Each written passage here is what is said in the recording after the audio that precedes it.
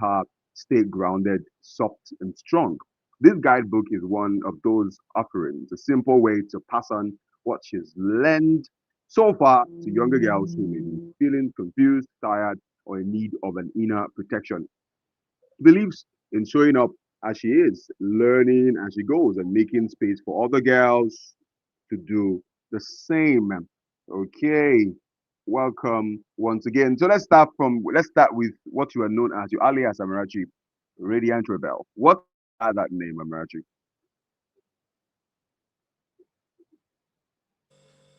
Yeah, you said well. Sorry, I you said I'm known as Radiant Rebel. Yes. Yeah, yeah. What Okay. what inspired the name? Okay. It's kind of it's kind of like spiritual, kind of like a spiritual name sort of. But Radiant Rebel is it's a name from two realms. It's a name from two parts of life, and that's the light and the dark. Because when we think of rebel, we think of someone who is bad or someone who is wicked or someone who is mean, But that's not what it means. It just means somebody who walks her own path, who does things her own way, and in a country like Nigeria and in a world and the world at large, a woman who decides to move in her own kind of way will be seen as destructive, will be seen as someone who is not moving with the system, moving with the way things are supposed to be. So that's where my name Rebel came out from. Then radiance comes from me being the bold, shining person that I am, the person who is bold and who is not scared of showing herself and being herself, the great light, the one who shines the path and all. So that's where I coined the both names from. It's Radiance and it's Rebel. Radiance Rebel. Thank Amazing you. stuff. Amazing stuff. Thank you. Thank you very much for shedding light. So let's talk about your book. And the first thing that got my attention was the title of your book, The Four Protectors, Mental Tools Every Girl Should Have in Our Back Pocket. Where we just touch on quickly the different headlines of your book, different chapters of your book, starting with self validation. It looks as though you have been through a lot, Samarachi. Have you been through a lot? I won't say I've been through. Maybe, maybe because maybe that's Hey, where that's where lessons. That's where you bring out things from. Sometimes we just have to go through the fire to bring out tools from inside. I just feel like it's part of the past, part of it. hmm. Yeah. Okay, well, I'm guessing that there's somebody out there now who's thinking, what have you been through that you can share? There's something you've been through that you want to share. I don't think I've really been through like a lot of like bad things. I just feel like I have been through things that a lot of women can they can relate to, being in Nigeria, being a Nigerian and living in a very strong patriarchal society and all of that. I just feel like it is one of those things. And this Hmm. book comes from me observing. It's not really from just my lived experience alone. It's me looking around me and being observant of the patterns that I've seen amongst young women and how much they don't know what's going on underneath and in depth. As somebody who is very tapped in, who is connected to a lot of like connected to, God, connected to God, can see things from that point of view. There are a lot of things that are not being seen, they're not being said. There are a lot of young girls and even women, they want to put into words, but they don't know how to put into words, but it's something that they feel.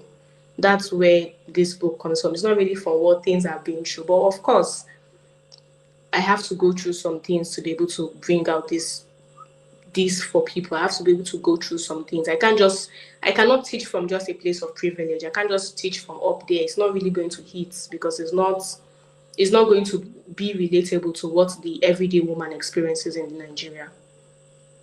Hmm. Okay, okay, fair enough, fair enough. But let's jump right into the book itself, talking about the four protectors. The first protector you have here is self validation, and self validation, which is something you subtitled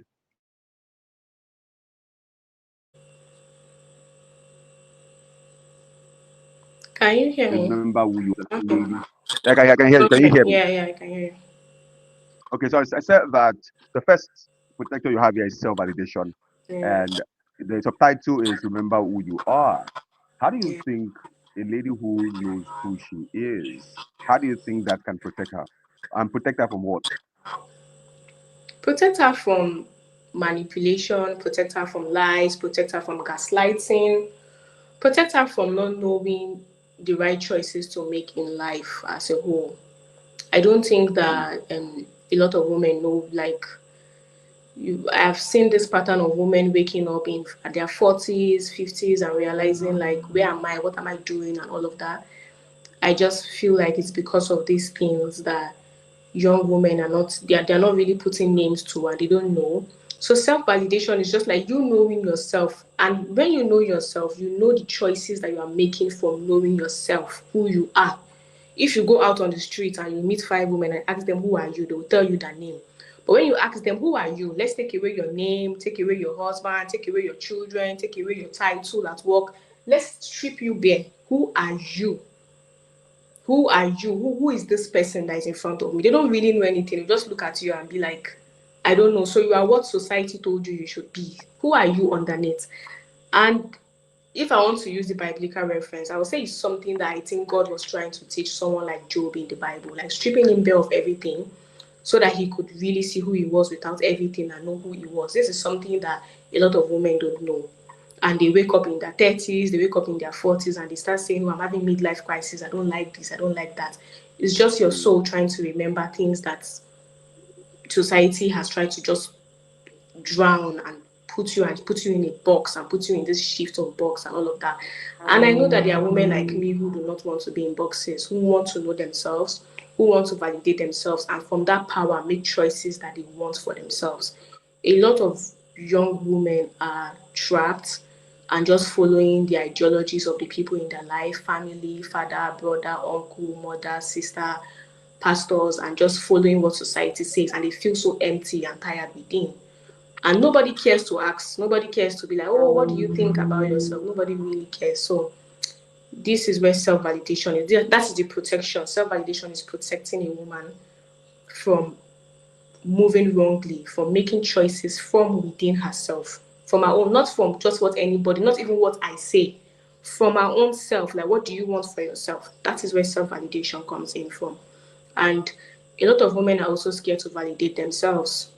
A lot of women are so scared. A lot of young women, a lot of women are scared of validating themselves. They need the opinions of everybody around them before they make one step. And that's not how a sovereign woman moves. That's not how a woman who is in her power, that's not how she moves. okay, very strong point you made there, starting how knowing one's self, and most importantly, ladies, how when a lady knows herself, she's able to protect herself.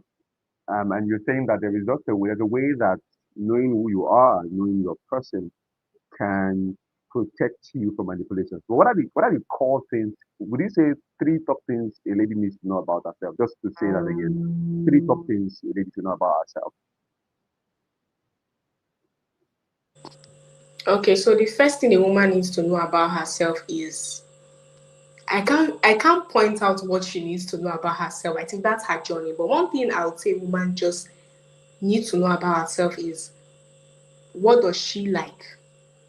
What are the things she likes? She needs to know the things she likes, like not what somebody told her, not what she saw online, not like what do you like from within you. Because if we say we are children of God and we have God within us and Jesus, like we are children of God, that means you have your intrinsic value within you. What do you like? And who are you at your base level? Like who are you at your, I can't tell this. It's not something I can tell a specific woman and say this is what you should know. And it's because it's her own journey. It's a very deep intrinsic journey that she has to go on by on herself. But knowing what you like, knowing who you are at your base, and knowing what you want, those are the three things that I feel like a woman should know. A woman Mm, should know. That's what she needs self-awareness for. okay, okay, very very important point you made there. And then you said some affirmations, things a lady needs to say in a book, and I see that you also have affirmations in different chapters of your book. How powerful are affirmations? How powerful do you think affirmations are in protecting our mind? How powerful are you Affirmations, said because you have affirmations everywhere. How powerful are the protections or what? How powerful are affirmations? Affirmations. Okay, affirmations are very powerful because it's like okay, it's what affirmations is what we call declarations. When we want to Mm, look at it in Christianity and all of that, is you speaking with more authority than just like praying and just like, oh, I'm praying, God help me with this. When you affirm, is you speaking with the authority and the power that it is happening in the present. What makes affirmation so powerful is that it is something that is said in the present moment. When we look at the book of Genesis, for instance, we want to start from Genesis chapter 1, verse 1. When God, he used affirmation when he said, let there be light. He didn't say there should be light tomorrow or let's pray that light should come down. Or that was strong affirmation there, let there be light. Because he was speaking in the present moment of the time that it wasn't. It was not there should be light tomorrow. Let the light be coming or no. It was not future tense. It was not future tense. It was not past nothing. It was just let there be light, and that is what affirmation is like. Affirmation is you speaking in the present moment of anything that you're trying to call into your reality and with strong authority and with love in your heart that you know that you have the power to speak things into existence because you are also a child of God. And one person who exercises affirmations very well again is Jesus. You can see him when he speaks with so much authority in the Bible in so many places. So yeah, so affirmations are mm, powerful. mm. Okay, a very strong point you made there. Very strong point you made there about how powerful affirmations are, and how that they help us in just in stamping whatever desires we have, and just it's like letting the world know this is what I realized about myself. And I like the fact that you have affirmations on every chapter of your book. Now, protector number two, boundaries. Boundaries and guard your peace. Are you right? Did you write this from the place of boundaries with family members, boundaries with our work? Where should we start drawing boundaries from?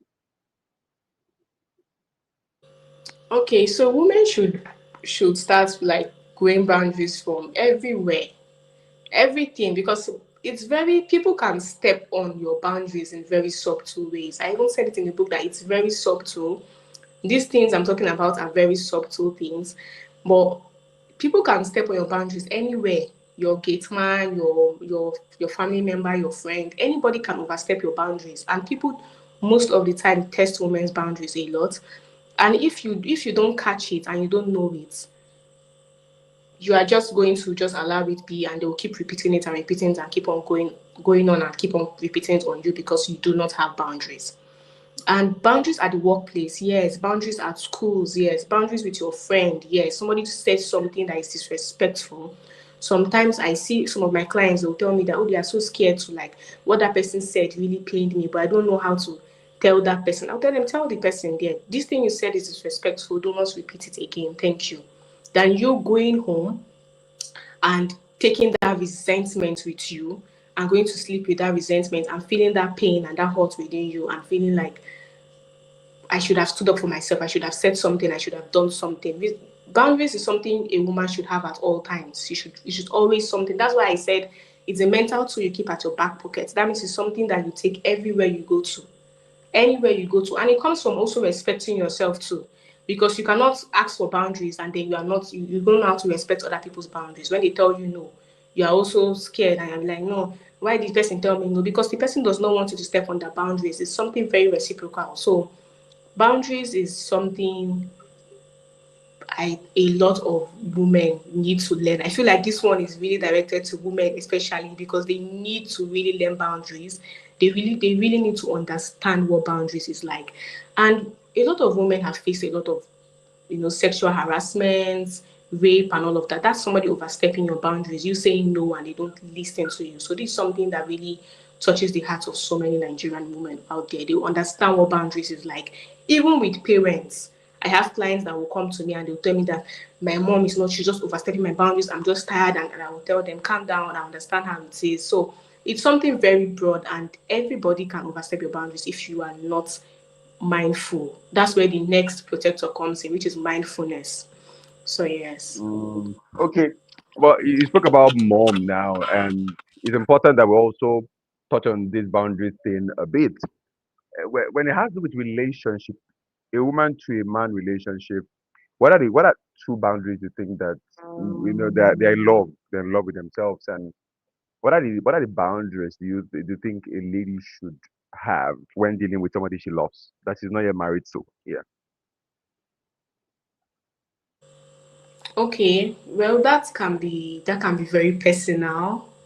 That can be very, very personal. But boundaries in okay, I'll talk for myself. I'll speak for myself because that can be very Okay. personal. Boundaries can look different for different people. Like any, it's very personal. But for me now, my boundaries is me keeping part of myself to myself. I don't really like some women should feel comfortable with keeping part of themselves to themselves. I think this is something that men are very good at. So that's why you see a man, he can have another life somewhere else and he's married, and because men know how to keep part of themselves to themselves, and that's something that I've mastered or I'm mastering, and I think a lot of women can also learn to keep part of themselves to themselves. That is the mystery. That is the chase that a lot of young girls see chasing, a man chasing as them being hard, and then the man is chasing it, and then that's not really a chase. The chase is you keeping a mystery to yourself. That can be boundaries. It can be like you not really sharing everything about yourself to a man and just allowing him to get to know you bit by bit, and enjoying the mystery of, oh, I'm uncovering this beautiful girl that I'm dating. That is the chase there. I think that's what is enticing to men, not um the one that, like, the surface level one of you are keeping a man on and you don't want to talk to him for 10 days and you don't want, and you're telling him he should chase. I think that's not really the chase that's there. So boundaries can look like that. And if a man tries to overstep your boundaries in that sense, then that's for someone you're dating. And boundaries can be like you don't want your man having friend, like being friends with your friend, like your best friend. Don't be close to my best friend. Don't have her contact. And if he oversteps his boundary and he gets her contact, and that can be like someone overstepping your boundary. That's boundaries there being overstepped. Or you you don't like you don't want to sleep over at his place. So you can look different for different women, depends on their values, their interests, their personal choices or wants, and all of that. Like, boundaries can look different for so many women. For me now, for instance, one of my boundaries is I don't like anybody I'm dating must not know my house. I don't allow men to know my house, and that's my boundaries. And if a man traces me or follows me and he knows my house, I think the relationship is gone from there. So boundaries can look different. No, boundaries can look different for different women. So yeah. So yes, Okay, so yeah. you don't want, is it that you're afraid that it will touch you? I'm not no, I'm not scared that he will touch me. I don't just know. It will take a very long time before I allow someone to know my house. Like, that's me just keeping boundaries because I don't know what's going on in the minds of some people. You can't really know people. So at the end of the day, you just have to Mm, protect yourself. okay, okay, I hear you there. I hear you there. And I think we've stayed quite some time on this boundaries thing, but you also mentioned about boundaries with parents. And I think one of the subtitle of your protector number two is to guard your peace. Guard your peace. How do you think with parents this way? Because sometimes some parents demand and keep demanding. I don't know if that's what was in your mind when you mentioned about parents. But how do you draw boundaries with parents, and in what way exactly? I think one way that we can keep boundaries with our parents is through awareness, number one, and through number one is awareness. I tell my clients, I'll tell them awareness first. Awareness, you knowing yourself, you knowing when you the thing about self-awareness is that when you know yourself, you start knowing others. So you start looking at your parents even differently. And when they try to like move some certain ways to overstep your boundaries, there's a lot of mercy that can be given to them because you can see where they come from, you can see their perspective, you can see their upbringing, you can see their life, you can see their generation they grew up in. You can see a lot of things that will make you look at them and be like, these people are just acting their age, they're acting their own time. This is them. And then communication. Communication, not in the angry way of, oh, mommy, you would have not know. It's like sitting your mom down and being like, look at what you did, or look at what you said. I didn't like it. It made me feel some type of way. I think that I know that African parents can be very hard on, but I know that for a fact that when you sit with an African parent and you are honest with your communication, like you're opening yourself up and being like, this is not something I saw somewhere. No, this is how I feel about what you did or said to me in that moment, and I don't feel good about it. And I want us to talk about it. I feel like at least 70% of parents will be able to have that kind of honest communication. But most of the time, 9 out of 10 is just going to be awareness. It's just going to be you seeing them for who they are and just extending grace, at least to our parents. But when it comes to somebody on the outside, there's not really much grace that should be given. But our parents, they're still our parents at the end of the day. Okay, amazing, amazing there. Amazing. You have hit a very, very important point. Number three, we're taking number three, mindfulness. Mindfulness. And the subtitle is stay present and stay soft. Stay present and stay soft. Now, when I hear say soft, sometimes it's a bit. I think it contradicts drawing boundaries in a way because some guys will say, "You don't want me to come to your house. You're too tough. You're too tough." So, what do you mean by first staying soft? What do you mean by staying soft there? I highlighted on soft and staying soft and being soft even with all these tools because of balance. A lot of the times there are women who know these things that I'm saying, like they can read my book, they understand these things I'm saying, but a lot of the times they just move into the current position, they just move into the anger, the no, no, don't do like this, not touch me. They get into this very defensive mode. That's why I'm always bringing that softness into it.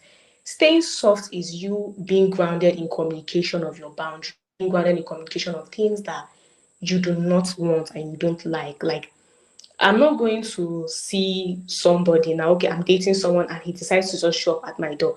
I'm not going to now break bottle and start shouting, "Why do you come to my house? Why do you?" I'm not going to do that. I'm just going to calmly be like, "I told you not to like come here," and stay grounded, even though my boundaries is being overstepped. I know that I don't like what I'm doing, what somebody's doing to me, but it does not call for me to spiral. So I can be calm and be like, "I told you I don't want you to come here." And sometimes being soft can being soft even while being strong, there's the balance between soft and strong and strength, like not entering into the masculine energy and becoming very masculine like a man, not entering that space, being in that balance can really help with even the person like, oh, I didn't mean to come here, but look at what made me come here while I'm traveling or something. Like anything can happen that can allow such that can bring about your communication of your boundaries without you going back and forth and being so aggressive or being angry and being it's not really like that. Being protective of yourself mentally, being mindful of your actions, all these things are not really masculine. It's not something that you have to do overtly and you have to show yourself I'm being mindful. I have strong boundaries. Look at me. Like boundaries are not even supposed to be communicated sometimes. You don't even need to just be telling the person, oh, as you're coming here now, don't do like this. No. Sometimes allow people be who they are and just observe them and then take them for what it is. Don't try to change them. Don't try to just, okay, this is how you move. I don't like it. And then you move on with your life. You don't really need to push yourself or be pushy. When a woman starts being pushy, that's when she starts entering that masculine, that man like energy. So that's where softness comes in. Softness is you. You can, at the end of the day, you can control just you. Even with this whole, that is why this four protectors is about like I shine the light more on the woman, like on the person reading. I don't really talk about people or say, we can't control this person or can't no. At the end of the day, it's you. You can only do what you can do for your own self. And that's where the softness comes in. It's always in remembering that it's only you can control at the end of the day. You can only control your actions and how you move at the end of the day and just move accordingly to what you see.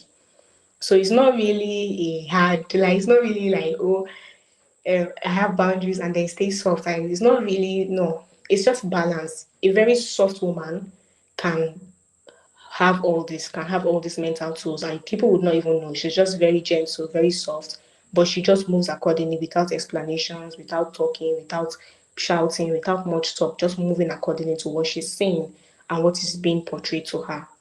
That's all. Okay, okay. But I want to ask you, Abati, are you a tough person? Am I a tall person? Do you mean tall by Are you, height or tall? no, are you tough? Are you tough? Yeah, Tough. tough. Yes. No, I'm not. Will I say I am tough? I won't say I'm tough, but I'll say I'm a woman of. But I'll say I'm a woman of steel. I'm a woman of steel. Mm, Do you get? But I won't say I'm tough. I won't say I'm aggressive. I won't say I'm tough. I won't say I'm, but I mean, I can say I'm a woman of steel. I just know how to just take things for what it is and just move. And mm. yeah. O- okay, well, and are you when you say you're a woman of steel, are you somebody that break up won't hurt? The guy says he's not interested again. It won't even hurt you that much. No, no, I'm human at the end of the day, and I'm a woman. Do you get like breakup will hurt me, and pain, and as somebody who even like holds spaces for women to come in and unpack and I hold space for women. That's my work. I hold space for women to release and relieve and all of that. I do it too with myself too. Do you get like I'm human first. I'm human. I'm a woman. I feel emotions. I'm even a very very sensitive person. That's another thing. I'm very sensitive. But one thing I would say is that I allow myself to feel these emotions without letting them control me, control my actions, and turn me into something that I am not really going to be proud of. So if somebody breaks up with me, of course I will get hurt. I can cry, I will get angry, but I might not show it to the people around or come and be screaming and be shouting and be cursing. And I won't be doing that. But I would allow myself to feel my emotions, feel my pain. Like I love myself so much. I pamper myself that way.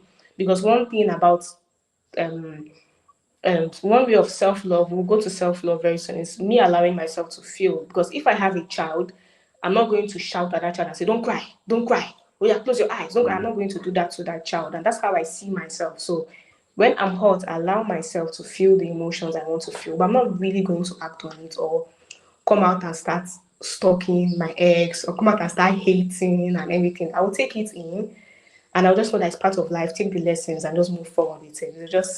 It's just part of life, to be honest. I don't think it's not that deep and it's that deep at the same time. That's what I tell myself I'll be. It's not that deep, but it's deep at the same time. So yeah.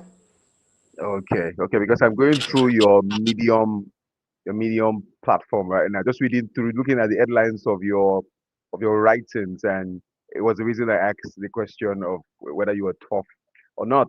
And let's get to your the next protector here, which is the fourth one, I guess. It's the protector, put number four, discernment. Protector number four, discernment. And how and the subtitle is trust what you know. Trust what you know. Trust what you know. But when you talk about discerning and talking about trusting what you know, is it that you're saying that don't trust what you feel, but trust what you know? What are you trying to say there? Okay, so if you read into the protector, the discernment, I said trust what you know because when you feel and you see, the next thing is to know. That's your body knowing what you are seeing and what you are feeling. And that's why I say trust what you know. So you have to trust what you feel, trust what you sense. And under discernment, I speak about pillars because I don't want women just go in and just like, oh, I trust this. I just felt this. No, I use the three pattern recognition rule. That is the first time, the second time, and the third time. And this three pattern recognition rule is in the Bible with Jesus and Peter, with the cock crowing and then three times, and then Peter denied and all of that. So it's a rule that has been in time from years, and that's something that I put in the book so that women don't just feel something once and just be like, oh, I felt something once, I just ran away. And no, you should still be calm and listen and observe. And when it's a third time, when it's that third time, then you know that okay, it's a pattern, because the third time is when it becomes a pattern. So feeling what you knowing, trusting what you know is you trusting what you feel and what you see and believing that okay, I believe and I know what I know. This is what I know, and then you move forward with it. Move accordingly to what you know. Mm, okay. Okay, but again, just to ask another question on trusting what discernment, trusting what you know, trusting what you know. I think you read it. You gave the definition of discernment as as a mental tool, not just some spiritual gift that everybody needs to have. Everybody needs to possess the ability to recognize subtle differences in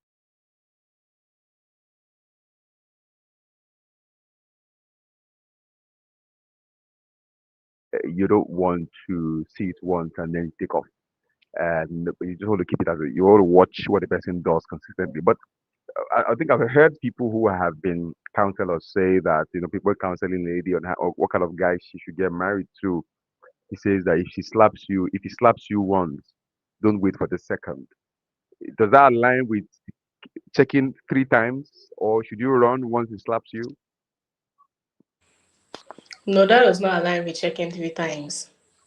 When this discernment is about subtle cues, anything that is overtly, you don't need to wait 3 times. You need to move accordingly. But when it's a subtle kind of gaslighting, manipulation, overstepping of boundaries, something that you can just feel in your gut, you can't explain in the scene, you can't see it, but you can see it, you can feel it, then that's when you bring in the three pattern recognition rule. Okay. I think it Yeah. was just good we made said that, it's touching the fact that most people need to know what they should run away from, because somebody could read that and say, I think I need to still wait for another slap. If he slaps me again, and because once somebody has slapped you before and the person realized that the person overacted, overreacted to whatever you did, the person becomes more careful until marriage, and then the person now continues the slapping. They say, "I didn't you see it before? I saw it before, but you only slapped me once. I was waiting for the second and the third time." So when it happens that way, I think it's important that people understand when to take off from there. And as I wrap up this, because I'd like to keep this book chat as short as possible, you wrote about, which was like a final page, I guess, before you go. You said you are not broken, you are not behind, you are not too much, you are not too late, you are not alone. You have learned mental tools to guard your heart, to sharpen your mind. You now know how to see yourself clearly, set your boundaries, stay present, and trust your inner voice. I believe in you with love and match. But this is one of the affirmations, one of the declarations that I just want you to talk about again, maybe two of that quickly, is what do you mean by you are not too much? Okay, you're not too much. I'm speaking to the girls who have been told 1,000 times that they have been too much in their expression of themselves, expression of their truths, expression of who they are as a person.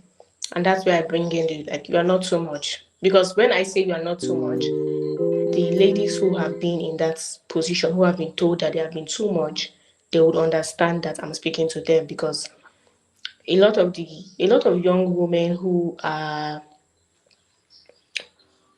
the expressive type, who want to show up, who want to show out and be themselves and see themselves, and they have been told to be too much. I remember going to church as a teenager, and pastor would tell me, and pastor's wife will always come and tell us that a woman should never be heard, she should just be seen. She'll be like, a woman should never be here, just be seen. A good woman is never so. A woman who, when you have heard that kind of thing as a young girl so many times, a woman should not be here, she should only be seen, and you decide to be human, which is to express and be heard, and they tell you, oh, you are too much, you are too this, you are too that, you are too much. It's something that a lot of young women in Nigeria as a whole, especially, have experienced, especially the opinionated ones who have been bold, who have wanted to express themselves and express their truth in so many ways. So they are the ones that I'm really, that's what I mean when I say you are not so much. It's just me just tapping into that essence of truth that already lives within them.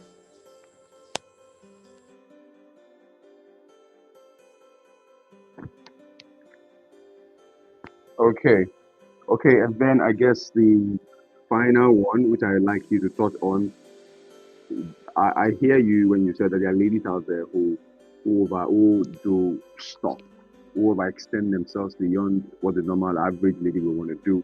Sometimes society kind of want to calm them down and say, come on, you shouldn't do that. You're too much. And do you think that being, but this is something, this is my observation. I want to hear your thoughts. Do you think that being too being too grounded. Now, this is what I mean. I mean that a lady who's smart out there, who looks powerful online, who looks strong. Do you think that that can kind of chase guys away from asking her out? Do you think now at work she's there, she's doing solid stuff at work, but do you think being grounded as a lady in terms of being powerful, not even powerful, being put together, your power, the what she portrays or exude online is firmness, seriousness. I'm doing my work. Do you think that can deter guys from coming to her? What do you think about that? Yes, I think it can. I think of course it can. I think it can scare guys. Like not all men, maybe just like maybe like 70% or 60% of men from like coming close to her, overstepping her, or coming near her. And I don't really, I think when it comes to that, I don't really blame the men. I just feel like I just blame society, patriarchy. I blame a lot of things and the conditioning of so many men to believe that they need to be more than, to show up more than, to be valued. I don't think a man really needs to show too much to be valued, but that's what patriarchy has taught men.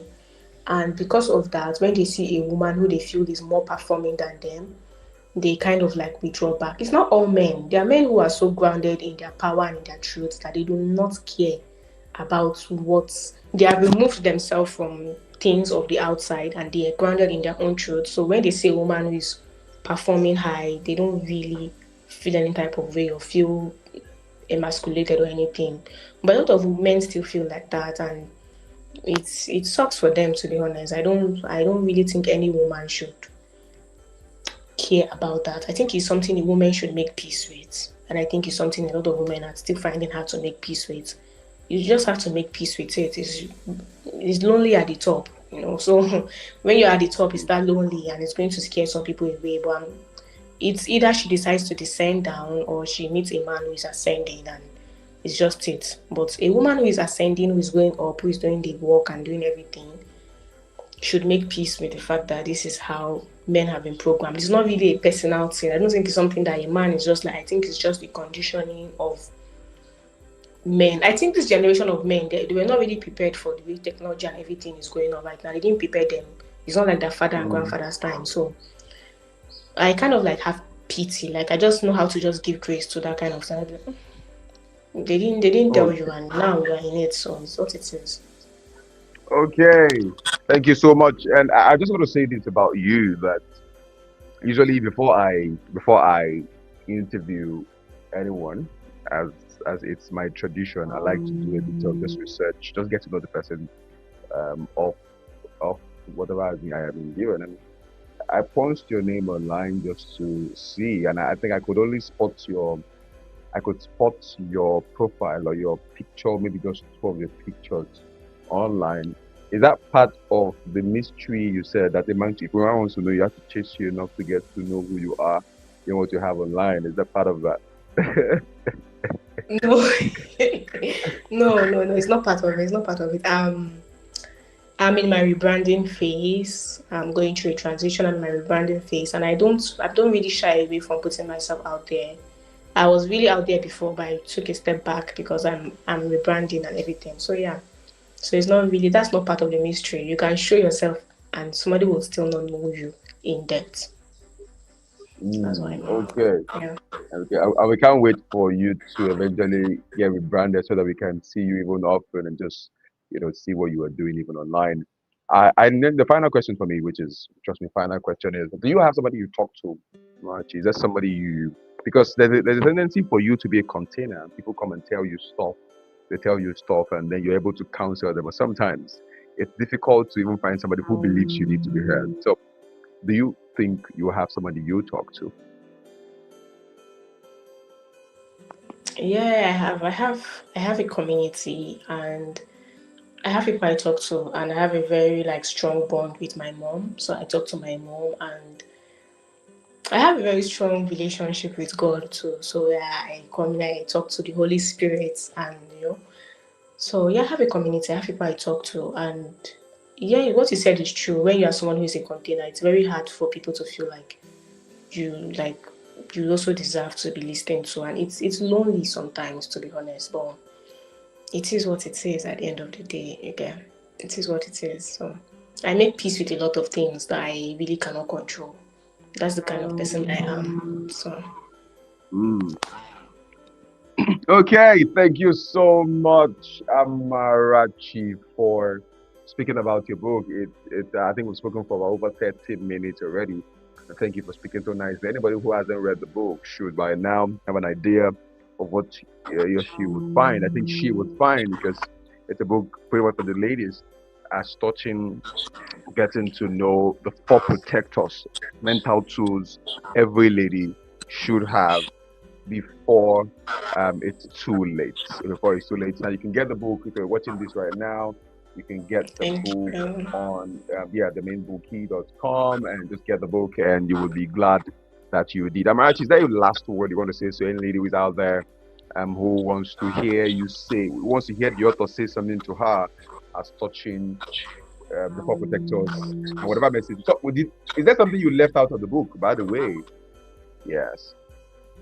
Okay, yeah, I left out something from the book, and maybe I should just say it to every woman out there. Yeah, go on, It's please. going to sound harsh, but it's tough love, and that's I want to tell every woman who's listening to this that you are exceptional. You are not the exception. Mm. You are exceptional. You are not the exception, and that is believe whatever you and you are is don't take things too personal. Like when somebody moves in a certain pattern with people, do not think that this is very common with women, not men. I notice that men don't really see themselves as the exception, but with women we tend to see ourselves as the exception. Like, oh, that can't happen to me, or it happened to that. It's kind of like you have to move with the clarity that anybody moves funny with other people, they would move it to you too. So you are exceptional, but you're not the exception. So that's what I'm going to leave with every young woman out there. Okay, you are exceptional. You're not the exception.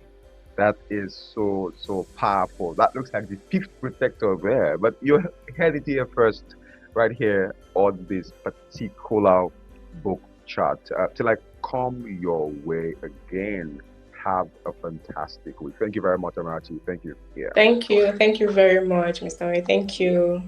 yeah. Cool. Thank you very much. I appreciate you. Thank you. Yes. Mm-hmm.